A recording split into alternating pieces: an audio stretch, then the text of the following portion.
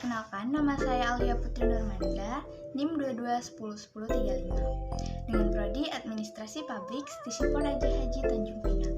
Di sini saya akan menjelaskan tentang sistem hukum Indonesia dan hukum pidana.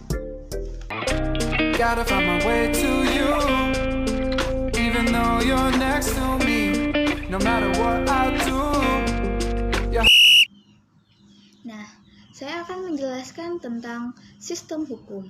Sistem hukum itu adalah satu kesatuan peraturan hukum yang terdiri dari bagian-bagian yang satu sama lain saling berkaitan dan berinteraksi.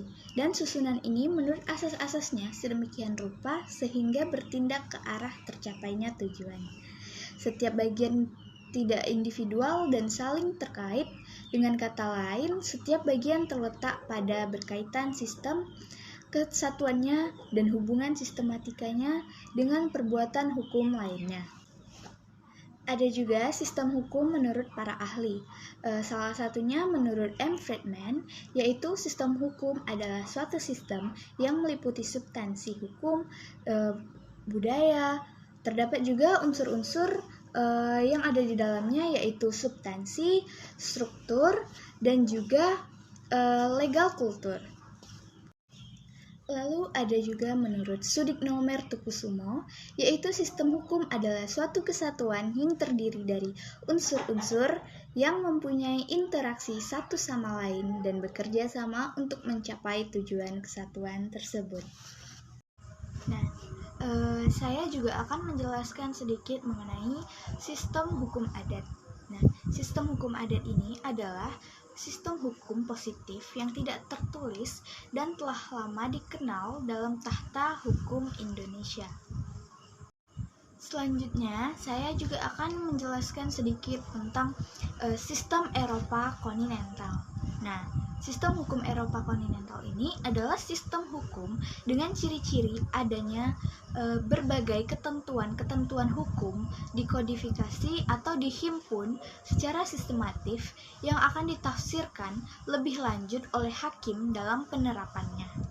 Lalu, saya akan menjelaskan juga tentang sistem hukum Anglo-Saxon.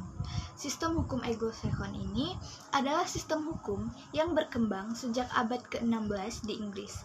Dalam sistem Anglo-Saxon tidak dikenal sumber hukum baku dan tertulis sebagaimana dikenal dalam civil law system.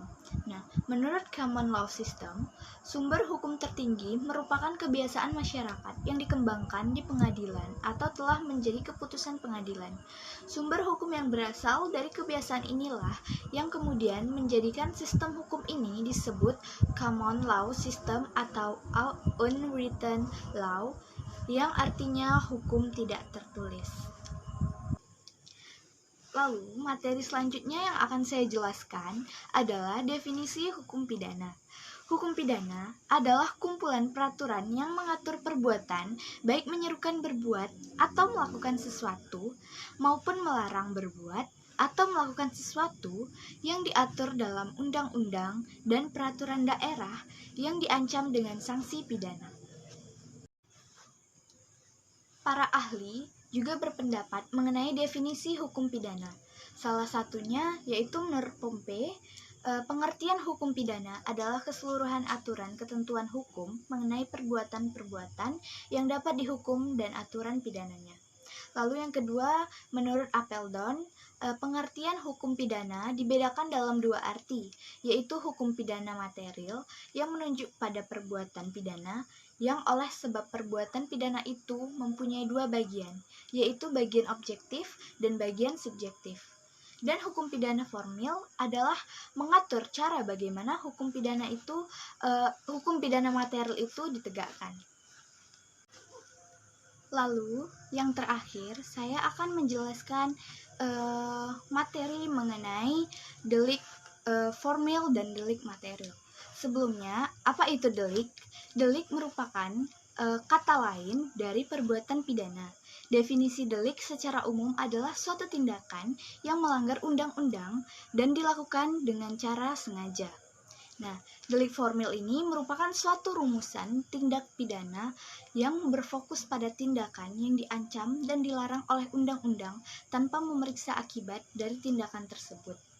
Dan delik material itu adalah delik yang dianggap sudah tuntas dengan timbulnya akibat yang diancam dan dilarang oleh undang-undang. Mungkin hanya ini materi yang dapat saya sampaikan mengenai materi sistem hukum dan hukum pidana. Saya harap materi saya dapat diterima baik oleh Bapak Fahmi Enrico selaku dosen pengampu MK Sistem Hukum Indonesia. Sekian dari saya, terima kasih. Assalamualaikum warahmatullahi wabarakatuh.